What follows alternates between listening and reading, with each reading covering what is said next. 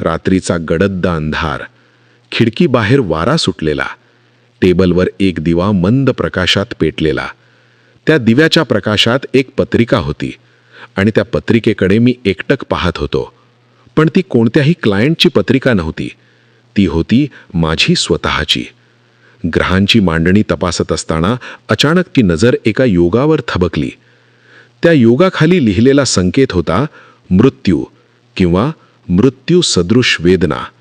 इतकंच नाही, त्या योगासोबत अगदी अचूक तारीख आणि वेळही दिसत होती. त्या दिवसापासून प्रत्येक दिवस, प्रत्येक तास, प्रत्येक मिनिट त्या ठरलेल्या क्षणाच्या दिशेने सरकत होता. आणि मग तो दिवस आला. घड्याळाचे काटे त्या ठरलेल्या वेळेकडे पोहोचले. पण आश्चर्य म्हणजे माझा मृत्यू झाला नाही. तरीही मी त्या दिवशी मृत्यूचा अनुभव घेतला. नेमकं काय घडलं त्या दिवशी? पत्रिकेतला संकेत कसा खरा ठरला? आज मी तुम्हाला सांगणार आहे माझ्या आयुष्यात घडलेली एक अशी घटना जी आजही आठवली की अंगावर काटा येतो. आजचा किस्सा, मृत्यूचे भाकीत. मी माझी स्वतःची पत्रिका फारशी बघत नाही. आता हलवाई स्वतःच मिठाई खात बसला तर मिठाई विकणार कोणाला? पण काही वेळा मला माझी पत्रिका तपासावी लागते, स्वतःचा जातक बनून. मीच जातक आणि मीच ज्योतिषी. त्याचे असे झाले. साधारण 3 वर्षापूर्वीची गोष्ट आहे ही. एके दिवशी पोस्टमनने अमेरिकेहून आलेले पार्सल हातात ठेवले, ज्याची मी गेले 20-25 दिवस अगदी आतुरतेने वाट पाहत होतो. पार्सलमध्ये हॅन्स निगमनचे the key to Uranian astrology हे पुस्तक होते. ज्योतिषशास्त्रावरची माझ्याकडे 300हून अधिक पुस्तके आहेत, पण हे पुस्तक मिळणे ही माझी आत्तापर्यंतची सगळ्यात मोठी उपलब्धी होती. हॅन्स निगमनचे हे पुस्तक कमालीचे दुर्मिळ. मुळात हे पुस्तक प्रायव्हेट सर्क्युलेशनसाठी असल्याने अगदी मोजक्या प्रती छापल्या गेल्या होत्या. त्यातच पुढे कॉपीराईट्सचा काही वाद निर्माण झाल्याने हे सर्क्युलेशन थांबवण्यात आले. त्याआधी वितरित झालेल्या काही मोजक्या प्रतींपैकी एक माझ्या हातात पडली होती. हे मी माझे मोठे भाग्य समजतो. युरेनियन ही ज्योतिषशास्त्रातली सगळ्यात नवीन पण अतिप्रगत, अतिअचूक अशी पद्धती आहे. मी अतिप्रगत, अतिअचूक पद्धती म्हणतोय हे लक्षात घ्या. युरेनियनच्या अभ्यासाची माझी सुरुवात रेनॉल्ड इबर्टिनच्या कोसीने झाली. The combinations of stellar influences, Reinhold Ebertin. हे कोसी वाचले आणि ह्या सिस्टेमची ताकद लक्षात झाली. कोसीने मला अवाक केले होते. ज्योतिष्यावरची इतकी पुस्तके वाचलीत, पण कोसीने जेवढे मला वेड लावले तितके कोणत्याच पुस्तकाने नाही. मार्था लँग वेस्टकॉटचे आर्किटेक्ट्स ऑफ टाईम हे असेच दुसरे थक्क करून टाकणारे पुस्तक. कोसी पाठोपाठ मी अल्फ्रेड विट्टेचा रूल्स फॉर प्लॅनेटरी पिक्चर्स हा ग्रंथराज वाचला आणि या युरेनियम सिस्टीमचे गारूड माझ्यावर सुरू झाले ते आजही टिकून आहे. कोसी आणि विट्टेमधून युरेनियनची थिअरी सांगण्यात आली आहे, पण हे पुरेसे नाही. ही थिअरी प्रत्यक्षात व्यवहारात कशी आणायची याचे बायबल म्हणजे हॅन्स निगमनचे the key to Uranian astrology. आता कोणतीही नवीन पद्धती शिकताना त्यातल्या नियमांची पडताळणी करण्यासाठी आपल्या स्वतःच्या पत्रिकेशिवाय दुसरी चांगली पत्रिका कोणती? आपल्याला स्वतःच्याच आयुष्यात घडलेल्या सर्वच घटना अगदी बारीक-सारीक तपशिलांसकट माहिती असतात. त्यामुळे नियमांचा पडताळा घ्यायला आपली स्वतःची पत्रिका ही आदर्श पत्रिका असते. दुसऱ्या कोणाच्या पत्रिकेबाबत आपल्याला एवढा आत्मविश्वास कधीच येणार नाही. युरेनियन सिस्टमचा पडताळा घ्यायचा तर अगदी अचूक जन्मवेळेची पत्रिका लागते. युरेनियम सिस्टम फारशी प्रचारात नाही, त्यामागे हाच केवळ एक मोठा अडसर आहे. सुदैवाने माझी जन्मवेळ अचूक आहे.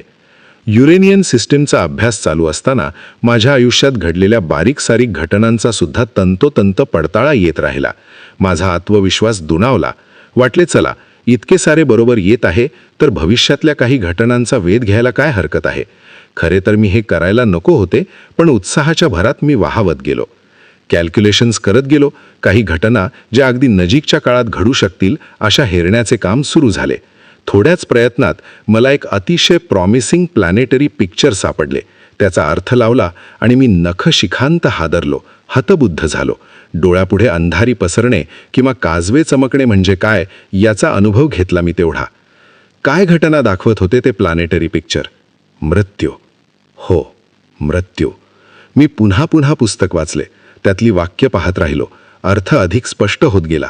नजीकच्या काळात मृत्यू किंवा मृत्यू सदृश्य घटना, अशी घटना माझ्या आयुष्यात कधी? गणित केली, ट्रान्सिट्स तपासले. मला नेमका कालावधी मिळाला. नेमका म्हणजे किती?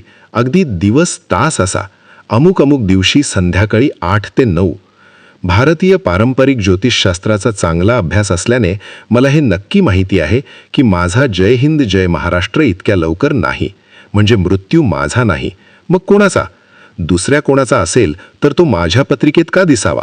तो देखील इतका स्ट्रॉंग? जर्मनीमध्ये माझा एक ज्योतिषी मित्र आहे, कार्ल त्याचे नाव. शेवटी कार्लला सगळा डेटा देऊन त्याचे मत विचारले. त्याचा युरेनियनचा दांडगा अभ्यास. 2 दिवसात त्याचे उत्तर आले. मी हेरलेले प्लॅनेटरी पिक्चर अगदी अचूक होते. त्याचा अर्थ मी बरोबर लावला होता, पण त्याच्या मते मी जरा टोकाचा अर्थ लावला होता. मृत्यू ही घटना माझ्यासाठी नव्हतीच. म्हणजे हा माझा जय हिंद जय महाराष्ट्र नाही, पण मी त्या काळात अमुक अमुक दिवशी संध्याकाळी 8 ते 9 या काळात मृत्यूचा अनुभव घेणार होतो. यात प्रत्यक्ष मृत्यू पाहणे, मृत्यूची बातमी कळणे, मृत्यूतुल्य वेदना होणे असे काहीतरी असू शकते. कॉलेजात शिकत असताना हवा टाईट असा शब्द प्रयोग करत असू, त्याची आठवण झाली.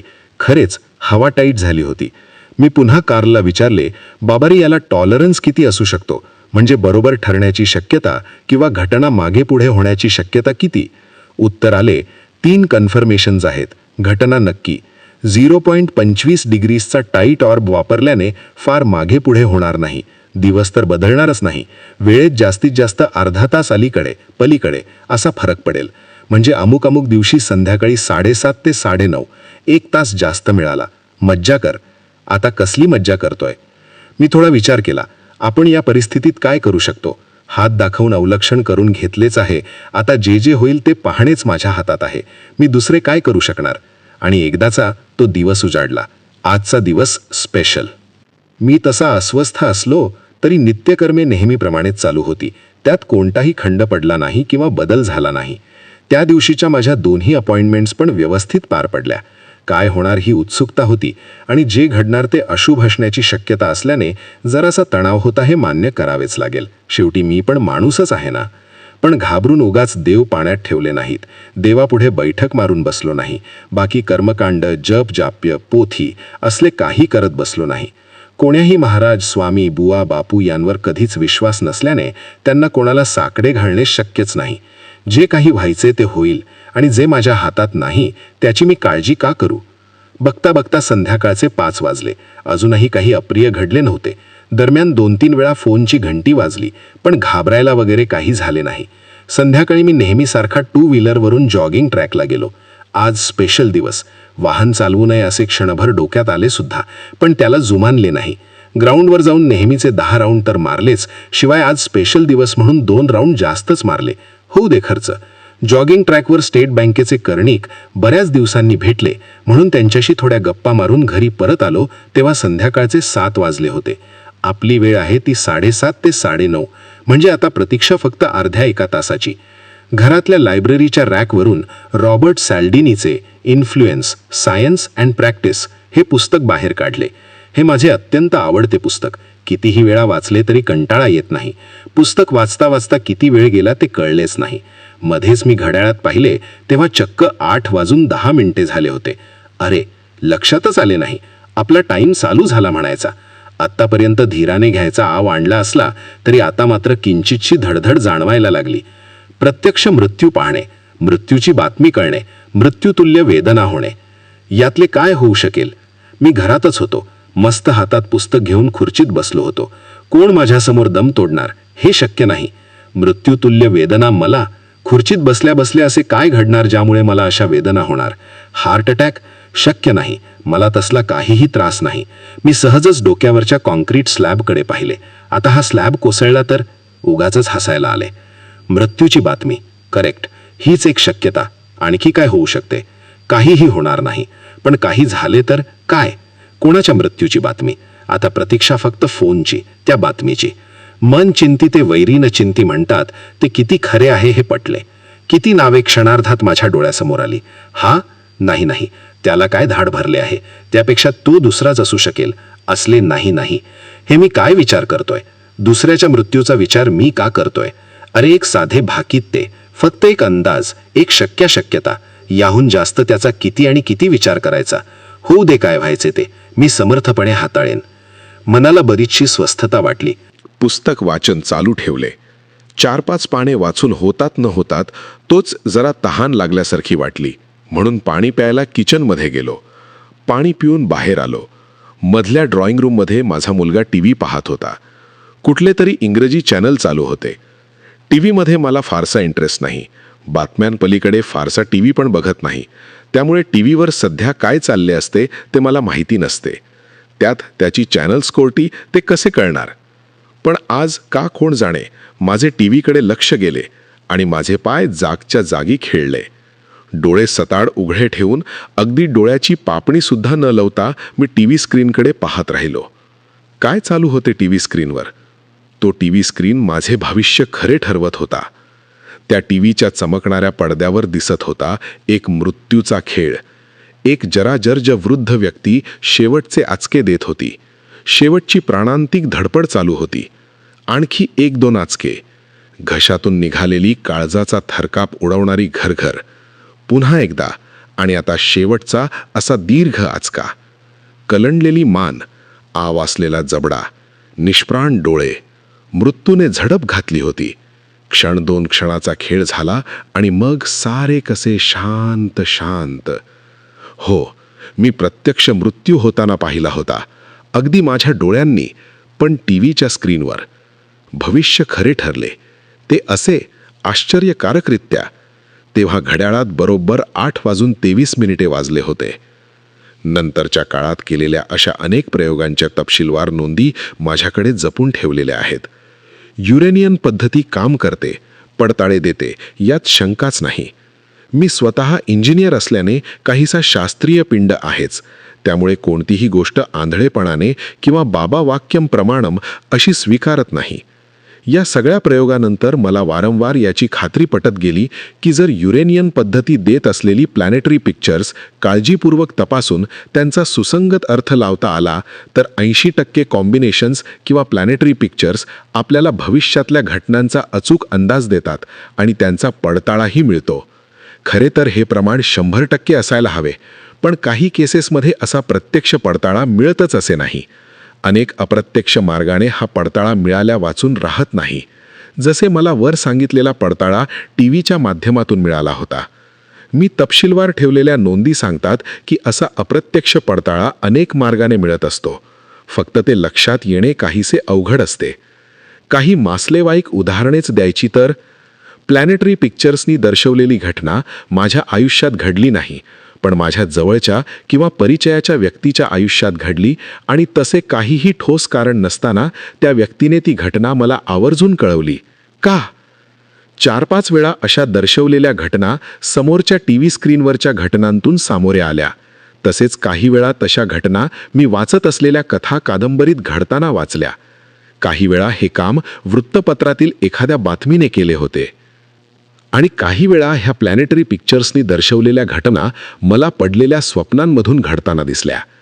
काही वेळा ह्या घटना काहीसा वेगळ्या अंगाने मानसिक द्वंद्वाच्या रूपात समोर आल्या. काही वेळा तरल भावनांच्या आंदोलनांच्या माध्यमातून त्या व्यक्त झाल्या. काही वेळा निष्कारण झालेल्या गैरसमजांच्या माध्यमातून पडताळा मिळाला. ज्योतिषशास्त्र आणि मानसशास्त्र यांचा किती जवळचा संबंध असतो हेच त्यातून सिद्ध झाले.